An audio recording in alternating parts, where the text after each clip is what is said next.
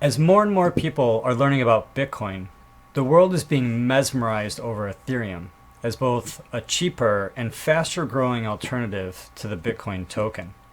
But as the price of Ether is moving closer to the price of Bitcoin, we hear that portfolio managers are investing quietly amounts of cash into the Bitcoin token.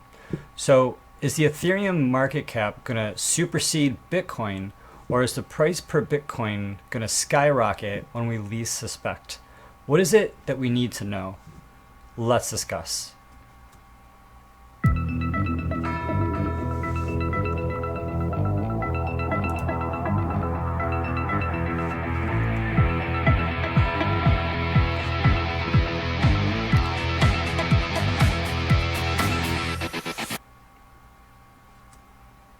Hello, everybody. I'm Gary Palmer Jr., you're you, and together, welcome to Minting Coins. So there's a lot going on in the news today. There's a lot happening, as always. And I think the biggest news of what's going on, in addition to the subtext of all the laws and the regulations, both in America and across the world, is the price of the largest two cryptocurrencies that we know about. And that exist, right? And what are those? Those are Bitcoin and Ethereum. And so there's a lot of talk about Ethereum's rise and the value of Ethereum and the total market cap of Ethereum compared to Bitcoin.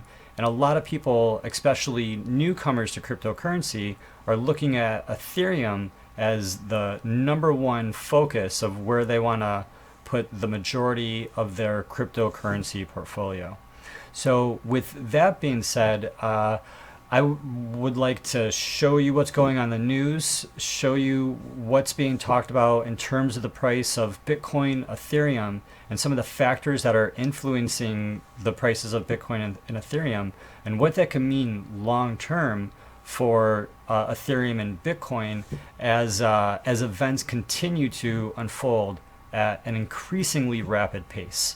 So with that being said, let's take a peek at the market, look at the news, and let's discuss. So starting over with the cryptocurrency market at coinmarketcap.com, we have over here the top 10 coins. And so as everyone is probably pretty aware of, we have this new coin, the IOTA. Just keep in mind that if you're a trader or if you're not a trader, whatever your interests are in the cryptocurrency community, that we have this asterisk mark over here, and so somehow the total supply of these tokens isn't actually what's being represented here with this 2.7 billion total number of tokens. So just be really careful about investing in any of these that have an asterisk mark.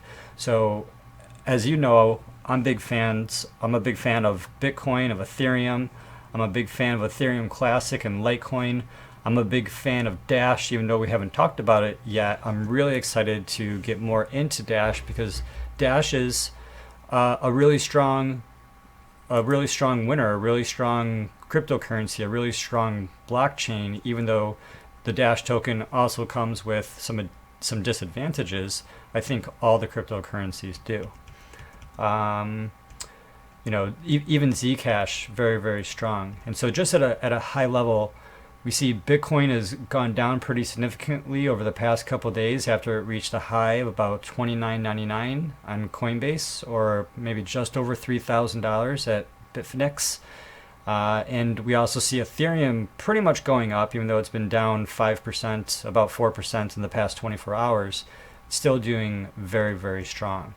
What I want to point out to you is that after we saw Ethereum increase in the past, shortly after we saw Zcash follow, and again we've seen Ethereum increase significantly over the past 5 to 7 days, and now what we're seeing is Zcash follow. I'm telling you, at least from my perspective, I'm seeing an extremely strong correlation between Ethereum going up than Zcash going up. It makes sense because with Ethereum, there is this many tokens. We know inflation is possible with Ethereum, even though it doesn't have this little asterisk mark right here. Zcash is limited to the 21 million tokens, and there's only 1.5 million of them in existence. And the Zcash token is going to be built into the roadmap for Ethereum. So on the Ethereum network, these ICOs and Ethereum are going to be able to leverage the zero knowledge privacy proof, so you can have private sort of messages and transactions on the Ethereum blockchain. And so that's why I think that there's that price connection. What else? I also think there's that price connection between Ethereum Classic and Ethereum. I also think there's that, price parity between Bitcoin and Litecoin. But we can talk about that more as time goes on. Also at a high level, this has been fluctuating. We already reached that $100 billion mark. It's been fluctuating between 109 and 115 billion. You see we've had 4.5 billion about go in and out of the market. And the Bitcoin dominance down again to 38.6%. It's crazy low. Doesn't make me feel very good, because Bitcoin is the bedrock of cryptocurrency, and I think it's important for that, Bitcoin to be a strong cryptocurrency for a lot of different reasons. But if we look at this, and we're not going to look at it right now, feel free to click on this in the show notes below. But you'll notice that the Bitcoin dominance waxes and wanes. It goes up and it goes down, and we can definitely predict a pullback. And from that increasing and decreasing, we can expect to see this 38% take more of its domain back in the pending months or the pending years ahead. If there's major news or an incident where there's a mad rush on Bitcoin, we can see these numbers increase very dramatically, very quickly. Now, where are we? So the total market cap for Bitcoin is $42 billion, and the total market cap for Ethereum is $34 billion. And so it's pretty close. It's less than, it's about $8 or $9 billion in striking distance, and with $2 billion or $1.1 billion in the past 24 hours, we could potentially overtake Ethereum could overtake the Bitcoin market cap definitely by the end of this year, especially with all the news from Russia and all these different ICOs and the corporations and the businesses that are sort of backing the capitalistic nature of the corporations and the traditional IPO model with the ICOs on the Ethereum blockchain. And so with all that money going in and all that capital going in, it's just creating a lot of value, let it be intrinsic or not. It's a lot of perceived value going into Ethereum, increasing that price. And so we're going to talk more about that in a second. So let's go into the news, and let's get into some detail with the news. So turning to today's first story in the news, we're looking at Bitcoin.com for news.bitcoin.com, and we have hedge funds are quietly investing into Bitcoin. So let's talk about this. So all this talk is going on into Ethereum, and what I'm hearing from people that are looking at Bitcoin for the first time is that they're also looking at Ether. And when they're looking at Ether, it's a lot more affordable per token, and they're seeing it increase at a sort of a faster rate than they're seeing the Bitcoin increase. And while everyone is focusing on the Ethereum and the ICOs, and we're seeing massive increases in the Ethereum value, we have this article here that's talking about hedge funds quietly investing into Bitcoin. And so the Bitcoin's price has gained over 180% this year. We know it's been quite significant. Well, hedge funds have only returned a 3.5% return on average. And many of these hedge funds are clients and accredited institutional investors, and they're less regulated, not subject to the strict rules and demands that a lot of other of these institutions are regulated under. And so some of them aren't even required to register or report with financial regulators and regulations like that. And so Bitcoin has been helping some of these hedge fund managers' bottom line by taking a portion of this total fund that makes up this investment. So with these hedge funds, you might buy a piece of this hedge fund, and that piece of that hedge fund is a equal piece of all the different types of assets that are put into it. And in this case, some of these hedge funds are putting a piece of this fund is with Bitcoin. So as some of these assets go up and some of these assets go down, because most of them are relatively higher risk because they're seeking much higher returns, the technology stocks and the cryptocurrencies have increased the average returning yield of these portfolios versus the average yields of other portfolios. And so the technology stocks and the cryptocurrencies were the two strategies that did perform well. And that's quoted as here that the FX funds did well because of the exposure to digital currencies like Bitcoin. And so there's different ways to read this. And so when some people hear this and they hear that most hedge funds aren't investing into Bitcoin, they see that as negative news of why Bitcoin's a failure. But when I look at this, I see this as an opportunity and a reason why the price per Bitcoin could increase dramatically very, very quickly. If there's only, say, 3% of hedge funds, I'm just making up that number, but just say only 3% or only 1% of portfolio managers are investing into these hedge funds, then there's 97% or up to 99% that aren't investing.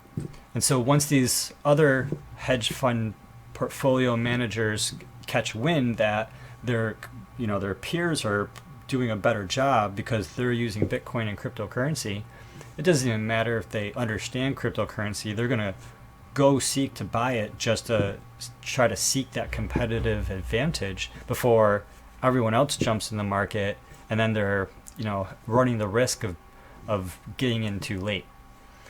And so reading into this article at Bitcoin.com,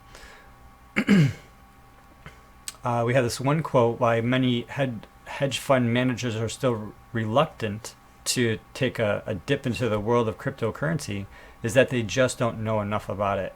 So hedge fund managers, portfolio managers who have hundreds of millions of dollars to see the same types of profits that average cryptocurrency investors are seeking, their disadvantage is your strength. They don't have the education or the information to understand this technology, but you're already here. You're already getting the education and the information to get one step ahead of what it is that they know. So if they're going to show up late to the game, if they're going to bring their hundreds and hundreds of millions of dollars of fiat dollars into the Bitcoin and cryptocurrency space, then potentially that increase in market cap would come after other people have invested who normally don't get the that ground level opportunity for their consideration. And so what are their concerns? Their concerns are volatility, security, and perception. You know what that sounds like to me? It sounds like fear, uncertainty, and doubt. And so the fear, uncertainty, and doubt play a huge factor into all levels of traders and investors and participants in the market. And if there are concerns of the volatility, with the volatility stabilizing, or the security, I guess with the education of understanding how to use Bitcoin to keep it secure, and the perceptions, which is either going to be a slow and steady pace or a quick learning experience, could get resolved very quickly. And so if these concerns are resolved, then there'd be nothing stopping these portfolio managers from putting in potentially trillions and trillions of dollars into Bitcoin and other cryptocurrencies.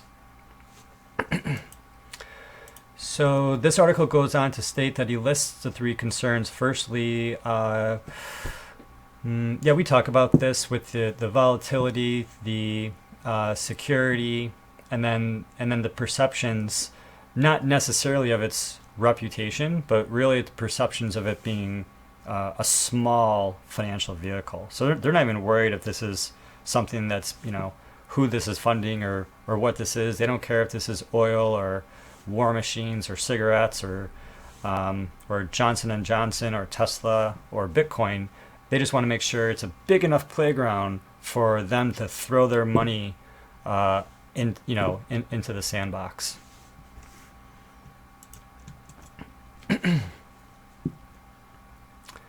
So just to underline what's going on with the hedge fund managers and the returns and how this can affect cryptocurrency, we have this other article that just came out today from Bitcoin Magazine that talks about the same sort of situation with cryptocurrencies boosting the hedge fund managers' returns, while a lot of managers still avoiding them.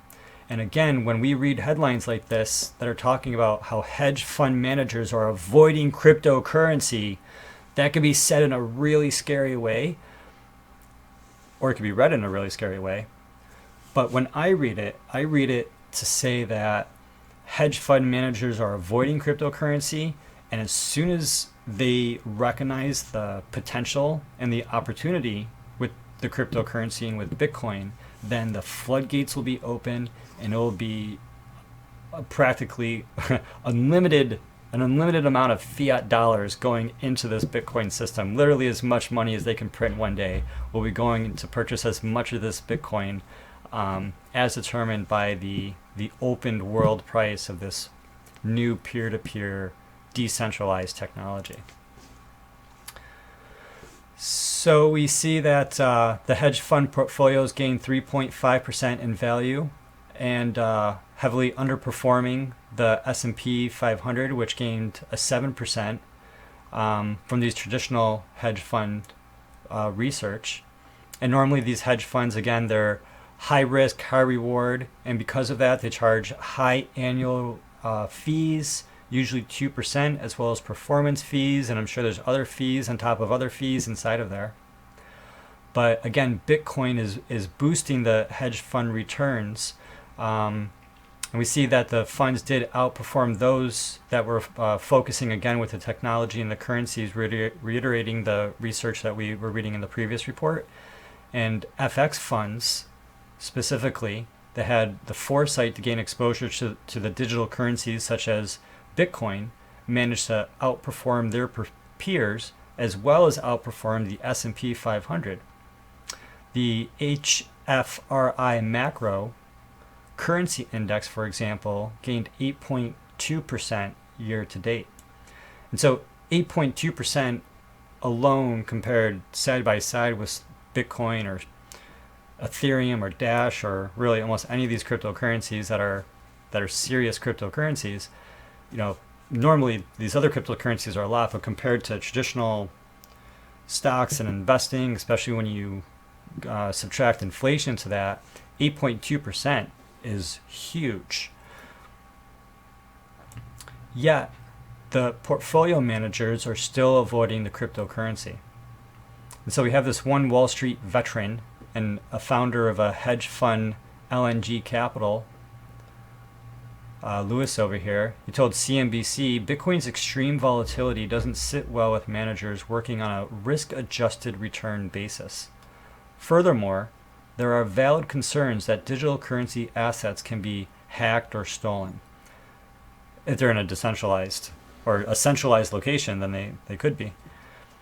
Finally, there's a perception that Bitcoin remains a niche retail investment that does not yet demonstrate sufficient quality to be a serious consideration for many reputable institutions. Not Siri. Here's what I found on the web for consideration.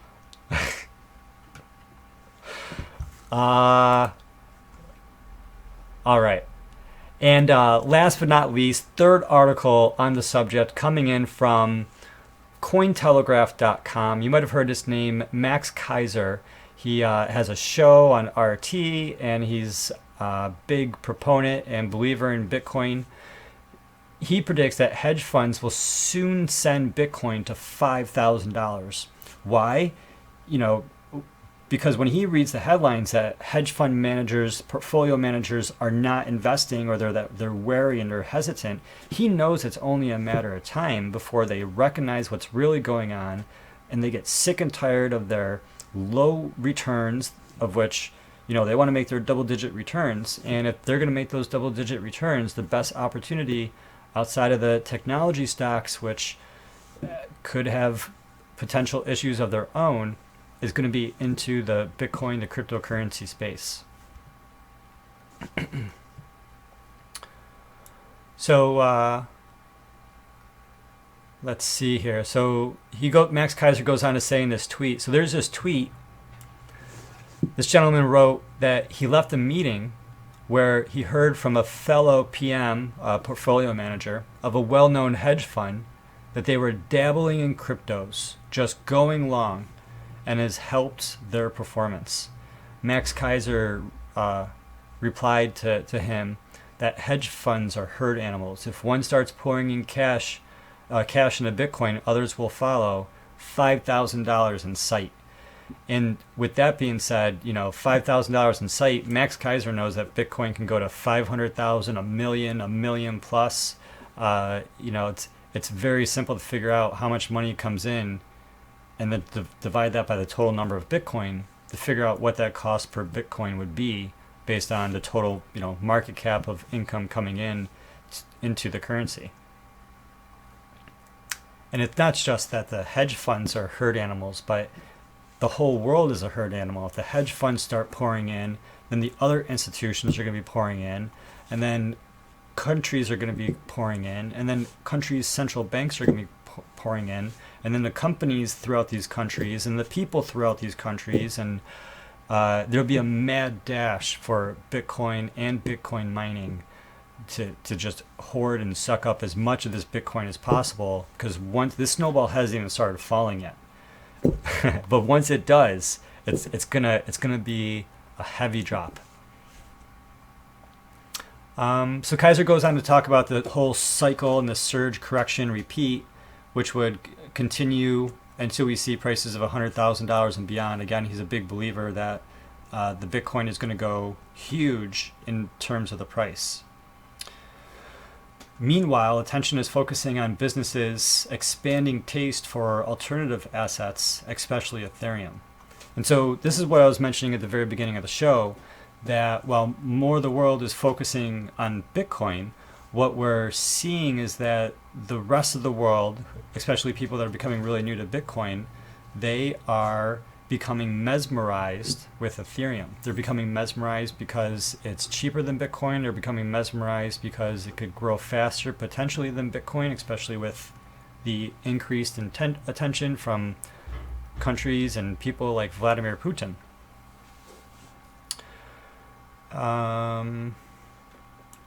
So moving on to this last article over here, where Ethereum surpasses Bitcoin Google searches for the first time in history.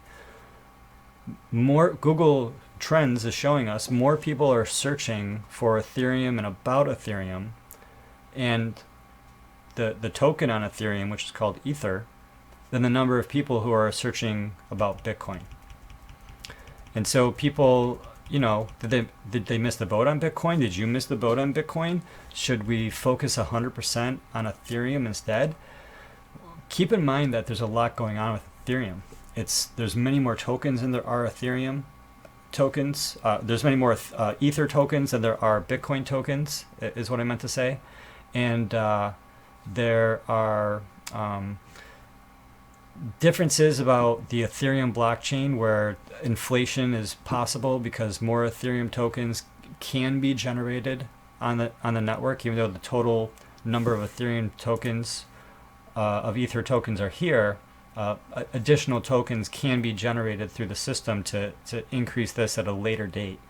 The total number of Bitcoins will be the total number of Bitcoins, and this total number of Bitcoins cannot be manipulated.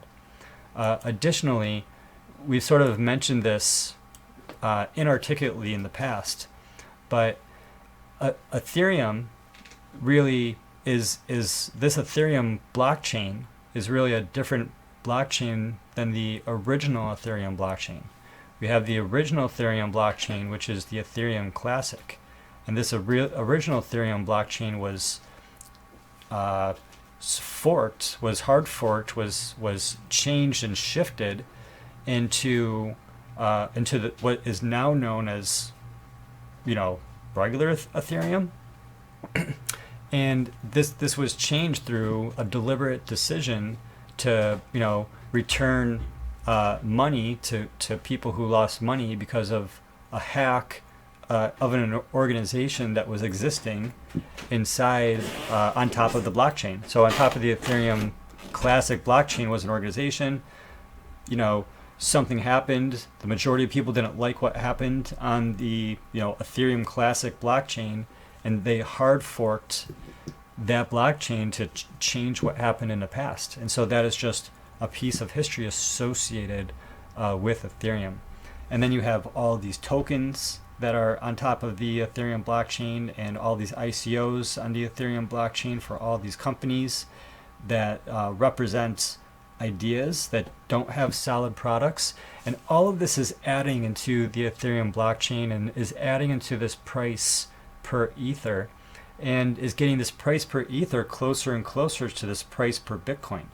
And for me, this is really scary. This feels like a crazy magic trick, because the closer and closer each of these Ethereum are getting to Bitcoin, if like say in December or January you bought, a thousand, even 100. Say you bought 100 Ethereum for $700 because they were each $7 a piece. And then if somehow through getting the entire world to buy Ethereum, say you're Russia, and you get everyone to then buy Ethereum by making Ethereum the number one chain, you inflate the price of Ethereum to be very close to Bitcoin to allow you to purchase up all this Bitcoin, with the possibility of Ethereum increasing in the value with the tokens and the amount of money that's going into it. If a lot of these tokens don't deliver, or if there become major issues later with regulation or inflation or centralization with the power and influence that could potentially be applied over the Ethereum blockchain, it seems to be a lot of different reasons why the Ethereum can come down in price. How Ethereum is more of a commodity, like oil, and how we can use oil, but we might not always need that oil, versus Bitcoin, which is a store of value and is locked in stone how much Bitcoin there is, who has it, how much there's ever going to be, and what its purpose is. And so just at a high level in this article, we see more and more people Googling Ethereum, looking into Ethereum, but of course Bitcoin is still number one. And what else do we have here? And yeah, just to go over this, that the article talks about that the ICOs continue to push Ethereum skyward, and that very few of these startups have yet to provide working demos of their system or even a minimum viable product. So should any of these companies fail to provide their products, an Ethereum crash, could be highly likely to follow. And so then the article goes on to just underline that there's only 21 million Bitcoin will ever exist, and the number of Ether tokens can theoretically be expanded to indefinitely, depending on the rules of Ethereum and the number of tokens that are created and everything that's happening on that blockchain, for that blockchain, and by that blockchain. So with that, it's really interesting to see that information. It's really interesting on one hand to hear so many people get involved in new people who are getting involved into blockchain technology, to have so many questions about Ethereum, and looking for the reasons why Ethereum is a stronger place to get involved, especially when they're seeing the returns and they want to be part of the returns sooner than later, and they don't want to be left behind. It's a major issue in trading that people have experienced since the beginning of time, is jumping wagons and jumping ships just because you feel like you're missing the boat, that you're not on the right train at the right time, or as soon as you leave your lane, the other lane starts to go, much, much faster, and it's really frustrating. So it's important to understand the dynamics and the differences between Ethereum and Bitcoin, and to recognize that as all this attention is being put into Ethereum, even if the price of one Ether got up to $1,000 or $3,000, if it was even equal of Bitcoin, man, let me tell you, that would be a huge opportunity for you to leverage and get into Bitcoin, because on the same hand, not even the other hand, but on the same hand that everyone is looking into Ethereum, with these hedge fund managers looking into Bitcoin as a store of value, and recognizing that it's not just people who are interested in a one type of technology, but it's the entire world, because it's the currency in which all other currencies are measured against.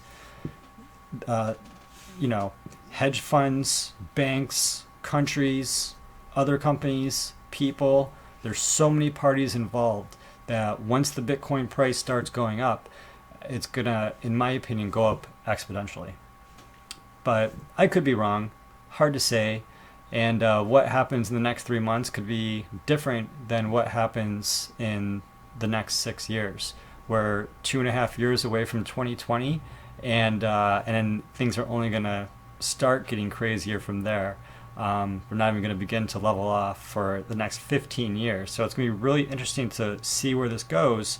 And the exciting part, I suppose, is that this hedge fund money and this, this high risk, high reward investment money is really a large amount of capital that can inject a lot of energy and a lot of questions into what's happening and what's going on. So with that being said, let me know what interests you more. Are you more interested in Bitcoin? Are you more interested in Ethereum? Or are you more interested in dollars and you're just in the game just to trade back and forth? Are you interested in the short-term gain? Or are you more interested in the long-term reward and a long-term promise and a long-term opportunity of where cryptocurrency can go? So with that being said, thanks for showing up. Thanks for being here. Thanks for sharing this time with me. Feel free to tap that like button if this video helped you or inspired you at all. And comment below with your thoughts. Until then, we'll talk again soon. And I'm glad together we're making things.